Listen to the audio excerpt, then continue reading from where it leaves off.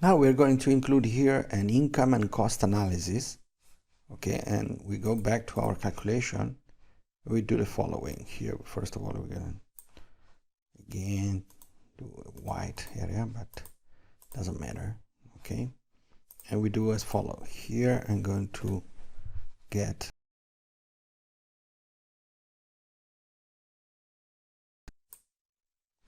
I think it's net profit. Yeah, exactly. And here this one is match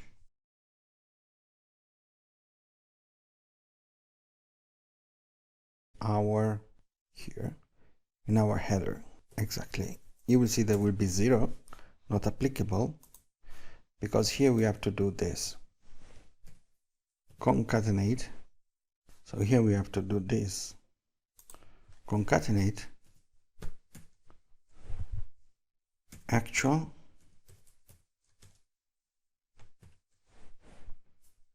also space this one.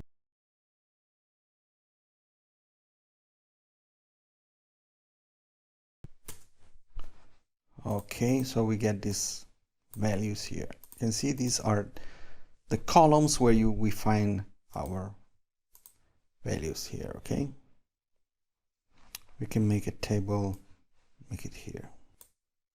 Okay, that's good.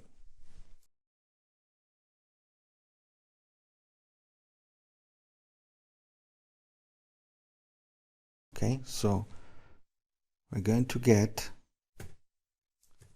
some ifs offset.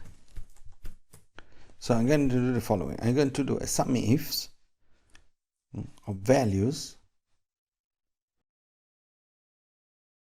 here and an offset on, and the column where I found the value. So here we are. We start with second. So I will have a match here. Okay, I get an offset starting from this one on a range that is how many columns and how many rows after.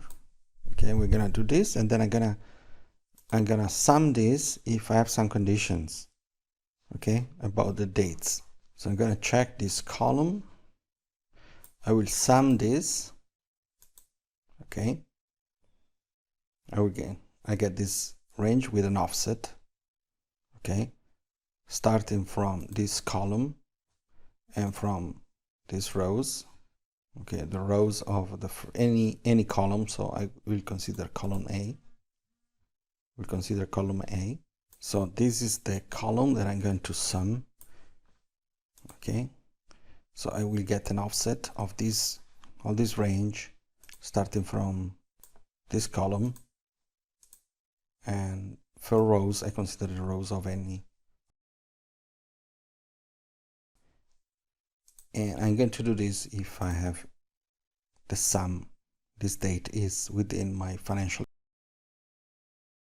I'm gonna do sum ifs offset.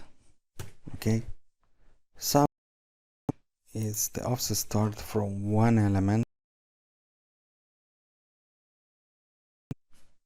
Okay, dollar. So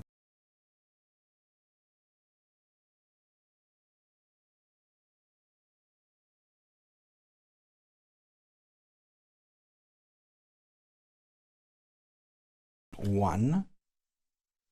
Okay, and here we have rows of the first column or any column. Okay, we close this completely. Then criteria range is now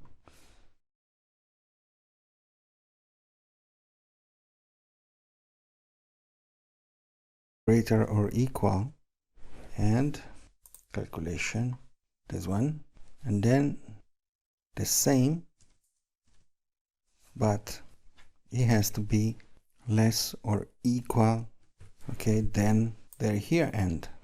Okay, I think I'm complete. Okay, so this one has to be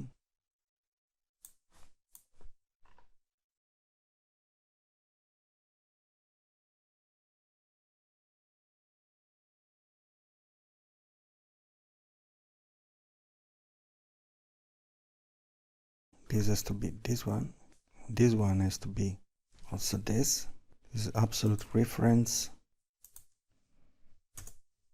Okay, and we have our data. Okay, and then I'm going to give this a format, this number like this. Okay, I'm gonna close this. So we have now this. To recap this, I do a sum ifs. So I'm going to sum if all these dates are within the period, okay, which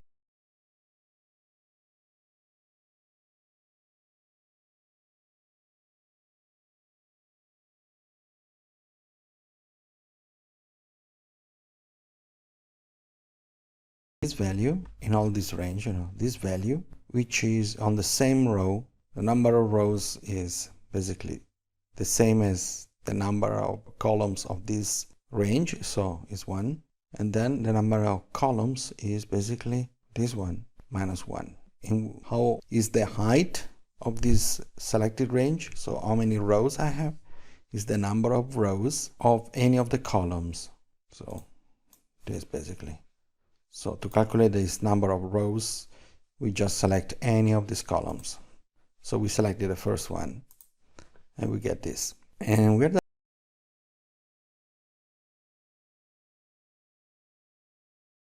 ones, as you can see here. Okay.